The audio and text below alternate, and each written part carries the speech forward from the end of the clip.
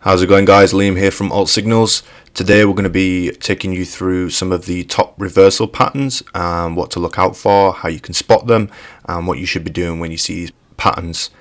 As always, if you could give us a like, subscribe, hit that notification bell, and let's get into it.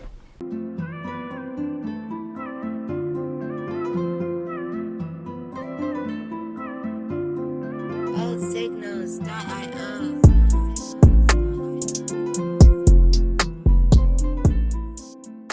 Okay, so here we are in the chart. So what we'll do is we'll go through the bullish patterns and then we'll go through the bearish patterns. So what we're looking at here is reversal patterns. So something that happens, the price is going to change or reverse. So first we have the double bottom. What we're looking for is two bottoms, as you can see here, on within the same area. So if you find that there is some support, or there's a support level, and also what we call a neckline, which is a level where it plays as resistance to a certain point. So we see the price come down, then we find an area of support, the price moves back up, hits a resistance level, comes back down and bounces off the same area of support. Now what we would wait for is it to break this resistance level and place our entry above that and place our stop loss below the previous resistance in case of a reversal back down. So this would be a straightforward, there's a double bottom, two areas of support playing there, there's a key area of resistance played there, we see a breakthrough on that key area of resistance, we place our entry and we place our stop loss way below there, as you can see. Then we've got the falling wedge. So again we see a decline in price, a drop in price, and what we're going to start to form is a lower high. So as you can see here, the first high, second high, third high, and it forms this wedge. Basically the bottom is playing along with the top, as you can see, forming that wedge. So again, what we would look for is this particular pattern within a wedge, at which stage what we'd look to do is place an entry point just of the breakout of that wedge and a stop loss below the bottom of that wedge as well. And again, the same would apply. So we would expect a breakout. As soon as we see that breakout and it passes that initial level, we would place our trade. Then you've got inverse head and shoulders. So what this is essentially is, as the wording is, head and shoulders. So these are the shoulders and this is the head.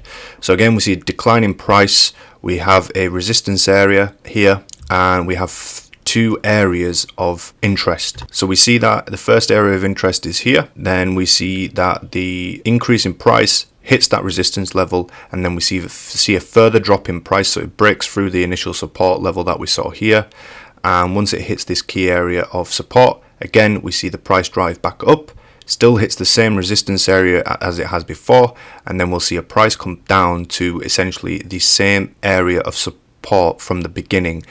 That would be the key area that we'd look for. It won't be exactly like this. We'll show you some examples, but if that happens and we see the price come down and we start to see it to start rise, we wouldn't place our trade until it breaks through that resistance. Then we place our entry and we put our stop loss just above the support that is bounced off of from the initial trade. Now let's look at bearish. So again, it's basically the same but opposite. So as you can see here, we've got a double top. So the same happens here. So we see a key area of resistance and then we've got an area of support. So the price rises, it hits a resistance level, comes down and we see an area of support playing there. Price rises back up, the key area of resistance has been hit again, and then we see a price come back down. Once the price breaks through this previous support, that's where we place our entry for a short, and we'd have a stop loss above the previous area of support as well. Then we have the rising wedge. So again, same applied, but it's the opposite way around. So the price rises, we see higher highs, and again the movement in price gets smaller, as you can see, and that's how the wedge is formed. And again, the same thing happens here. So we have an area of resistance and we have this trend line, and essentially what we're seeing is this price continue to rise up, but the movement in price is not as big as the beginning here. So once this area is hit and we see it break through this key area of resistance, again we place our entry for a short and we'd have the stop loss above the previous resistance area there as well. And then finally we've got the head and shoulders. So again, what we'd be looking for is an area of support and two areas of resistance. So the first is the initial area of support here.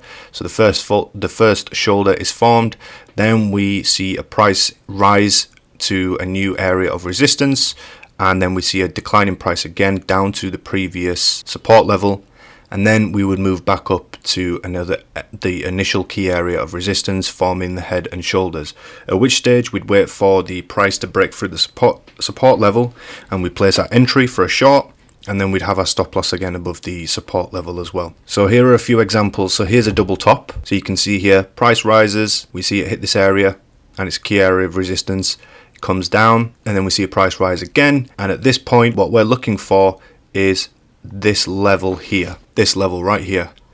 So we wouldn't be looking to place our trade until we get to about here. So the price hits this initial support again. As you can see, it's not very straightforward where it's up and down and then straight through.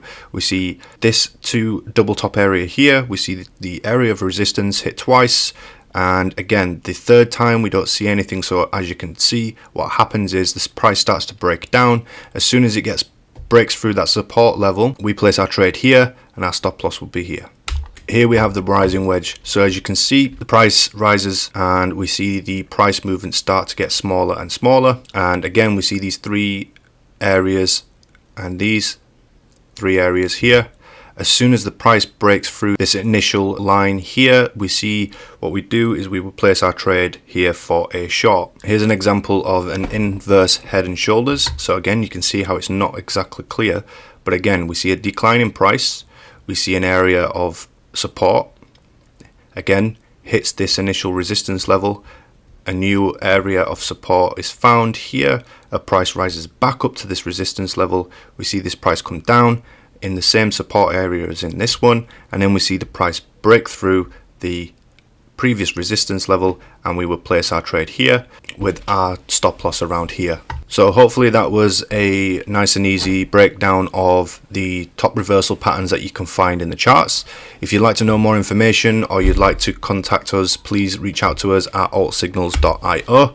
We offer signal services as well as an indicator that you can purchase, and you can do your own trading and back testing on that as well. So as always guys, if you could give us a like, subscribe, hit that notification bell, and we'll catch you in the next video.